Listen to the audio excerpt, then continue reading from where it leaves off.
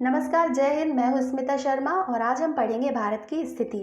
तो साथियों, आज का वीडियो 11th के एनसीईआरटी के स्टूडेंट्स के साथ साथ उन सभी स्टूडेंट्स के लिए है जो कंपटीशन एग्ज़ाम्स की तैयारी कर रहे हैं। हम आपको बताना चाहते हैं कि किसी भी कंपटीशन एग्ज़ाम में भारत की स्थिति में से 1 या 2 क्वेश्चन तो आते ही हैं। साथ में हमारी आपसे रिक्वेस्ट है कि प्लीज़ आप इस वीडियो को फुल स्क्रीन पर ही देखें ताकि आपको रीडिंग करने में कोई प्रॉब्लम ना हो। सबसे पहले हम देखेंगे इस टॉपिक के मुख्य बिंदु। पहला मुख्य बिंदु है भूमध्य रेखा व मानक अक्षांश रेखा। दूसरा है भारत की स्थिति एवं विस्तार। तीसरा है भारत के पड़ोसी देश और उनकी सीमा। चौथा है भारत के राज्य व नवीन केंद्र शासित प्रदेश। पांचवा है भारत के सुदूरतम बिंदु। छठा है भारत का क्षेत्रफल की दृष्टि से विश्व में स्थान व भारत का जनसंख्या की दृष्टि से विश्व में स्थान। और सातवां है भारत की जलीय व स्थलीय सीमाएं। अब हम देखते हैं भूमध्य रेखा। ये जो हमारी पृथ्वी है और इसके मध्य से भूमध्य रेखा होकर गुजरती है। इसे हम 0 डिग्री अक्षांश भी कहते हैं और इंग्लिश में इसे इक्वेटर कहते हैं। तो जब हम इक्वेटर के नॉर्थ में 0 डिग्री उत्तर से 90 डिग्री उत्तर तक जाते हैं तो ये उत्तरी अक्षांश कहलाते हैं, तथा जब हम 0 डिग्री दक्षिण से 90 डिग्री दक्षिण तक जाते हैं तो ये दक्षिणी अक्षांश कहलाते हैं। तो भूमध्य रेखा के उत्तर में 0 डिग्री से 90 डिग्री उत्तर तक का जो भाग है वो उत्तरी गोलार्ध कहलाता है, तथा भूमध्य रेखा के दक्षिण में 0 डिग्री से 90 डिग्री दक्षिण का जो भाग है वो दक्षिणी गोलार्ध कहलाता है। अतः भूमध्य रेखा पृथ्वी को 2 भागों में बांटती है। पहला है उत्तरी गोलार्ध और दूसरा है दक्षिणी गोलार्ध। अब हम देखते हैं 0 डिग्री ग्रीनविच माध्य रेखा। ग्रीनविच मीन टाइम इंग्लैंड के निकट 0 डिग्री देशांतर पर स्थित ग्रीनविच वेधशाला से गुजरने वाली काल्पनिक रेखा को प्राइम मेरिडियन माना गया है। ये जो रेड कलर की जो हमें रेखा दिखाई दे रही है यही है हमारी ग्रीनविच रेखा। साथ ही हम बताना चाहते हैं कि 0 डिग्री ग्रीनविच रेखा भी विश्व को 2 भागों में पश्चिम और पूर्व में बांटती है। यह समय मानक निर्धारक रेखा है और जब हम इस रेखा के ईस्ट में जाते हैं तो समय प्लस होता है और वेस्ट में जाते हैं तो समय माइनस होता जाता है। तो 2 देशांतरों के मध्य जो अंतर होता है वो 4 मिनट का होता है। इस तरह से 15 देशांतरों के मध्य 1 घंटे का अंतर आ जाता है। आगे हम देखते हैं विश्व में भारत की स्थिति। भूमध्य रेखा विश्व को उत्तरी व दक्षिणी गोलार्धों में बांटती है और भारत की स्थिति जो है वो भूमध्य रेखा के उत्तर में है। ठीक है। दूसरा है ग्रीनविच माध्य रेखा जो है वो विश्व को पूर्वी और पश्चिमी 2 भागों में बांटती है और भारत जो है वो पूरी तरह से ग्रीनविच रेखा के पूर्व में स्थित है। अतः हम जब भी पढ़ेंगे तो भारत की स्थिति उत्तर से उत्तर में पढ़ेंगे और पूर्व से पूर्व में पढ़ेंगे। आगे हम देखते हैं ये खूबसूरत सा हमारा भारत और विश्व में इसकी स्थिति। फिर हम देखते हैं भारत के अक्षांश व देशांतरीय विस्तार। भारत का संपूर्ण अक्षांशीय विस्तार जो है वो 6 डिग्री 4-5 मिनट उत्तरी अक्षांश से है और से शुरू होता है और 37 डिग्री 6 मिनट उत्तरी अक्षांश तक चलता है। ठीक है। अब हम देखेंगे कि भारत की मुख्य भूमि का अक्षांशीय विस्तार 8 डिग्री 4 मिनट उत्तरी अक्षांश से 37 डिग्री 6 मिनट उत्तरी अक्षांश तक है और भारत का देशांतरीय विस्तार हम देखेंगे कि 68 डिग्री 7 मिनट ईस्ट से यानी कि पूर्व से 97 डिग्री 25 मिनट पूर्व तक है। चलिए आगे हम देखते हैं भारत की मानक देशांतर रेखा। भारत की मानक देशांतर रेखा 82.5 डिग्री को माना गया है जो कि इलाहाबाद के पास मिर्ज़ापुर से होकर गुजरती है। साथ में हम बताना चाहते हैं कि भारत की मानक समय ग्रीनविच माध्य समय से 5.5 घंटे आगे है।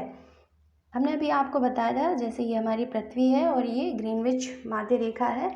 जब हम 0 डिग्री ग्रीनविच माध्य के ईस्ट में जाते हैं तो समय प्लस होता है और वेस्ट में जाते हैं तो समय माइनस होता है।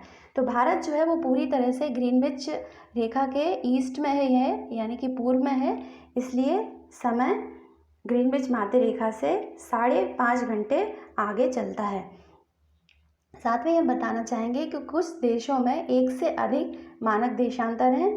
फॉर एग्जाम्पल अमेरिका में 6 मानक समय कटिबंध हैं। अब देखते हैं हम, भारत में पहले 29 राज्य थे जबकि वर्तमान में 28 राज्य हैं। आप मैप में भी देख सकते हैं। अब देखिएगा, हम देखते हैं कि भारत में पहले जो 29 राज्य थे उनमें से जम्मू कश्मीर राज्य को 2 केंद्र शासित प्रदेशों में परिवर्तित कर दिया गया है। पहला है लद्दाख और दूसरा है जम्मू और कश्मीर। अब देखते हैं कि राज्य और केंद्र शासित प्रदेशों में क्या अंतर होता है।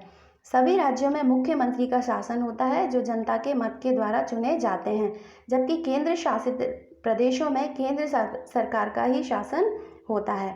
चलिए अब हम आगे देखते हैं कि पहले भारत में 7 केंद्र शासित प्रदेश थे जबकि वर्तमान में 9 केंद्र शासित प्रदेश हैं।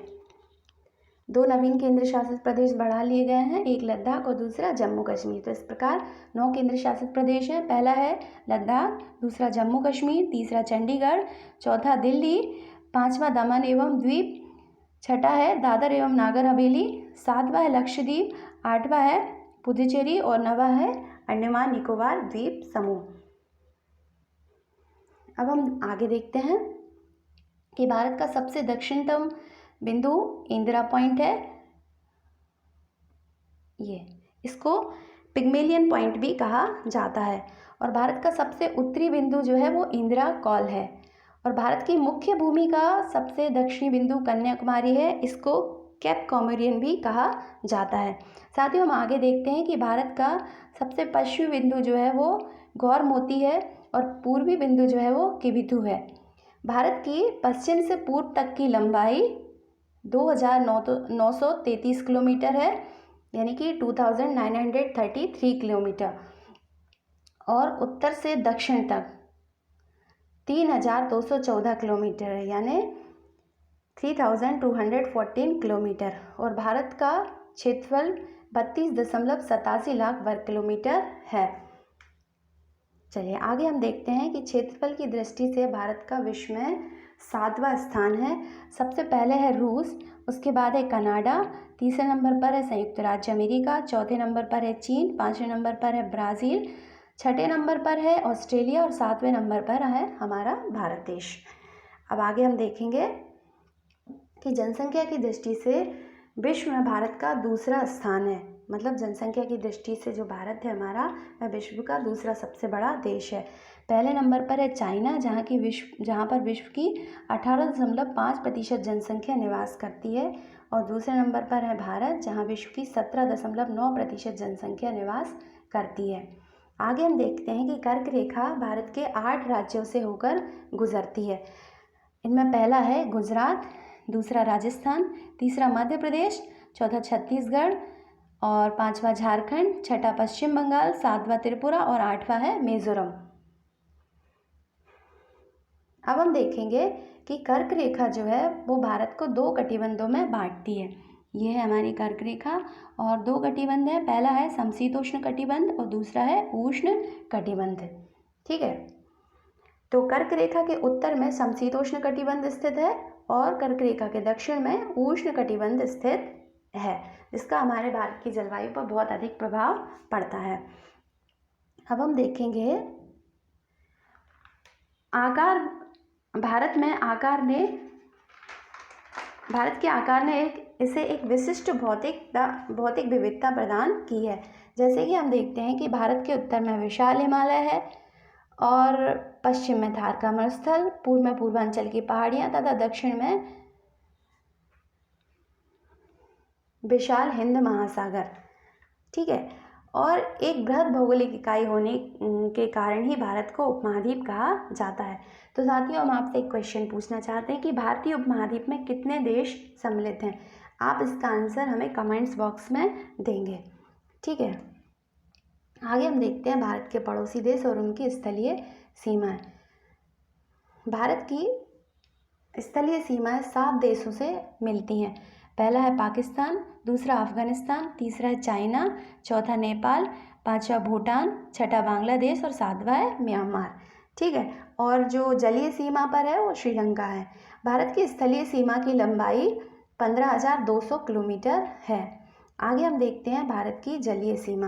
भारत की जलीय सीमा पर श्रीलंका निकट है, श्रीलंका स्थित है और इसकी मुख्य भूमि की लंबाई, यानी कि ये है मुख्य भूमि, इसकी लंबाई जो है वो 6,100 किलोमीटर है। और अंडमान एवं लक्षद्वीप समूह को मिलाकर इसकी लंबाई 7,516.6 किलोमीटर हो जाती है। तो साथियों, ये था आज का टॉपिक एंड आई होप कि ये आपको पसंद आया होगा। एक दूसरा क्वेश्चन भी हम आपसे पूछना चाहते हैं कि भारत की जो स्थलीय सीमा है वो सबसे लंबी किस देश से लगी हुई है ना, मतलब भारत की सबसे लंबी स्थलीय सीमा किस देश से लगी है। इसके आंसर आपको कमेंट्स बॉक्स में देना है। आपको जो समझ में नहीं आया है तो प्लीज़ आप मुझसे पूछ सकते हैं, ठीक है। तो आज के लिए इतना ही काफ़ी है। धन्यवाद साथियों। जय हिंद, जय भारत।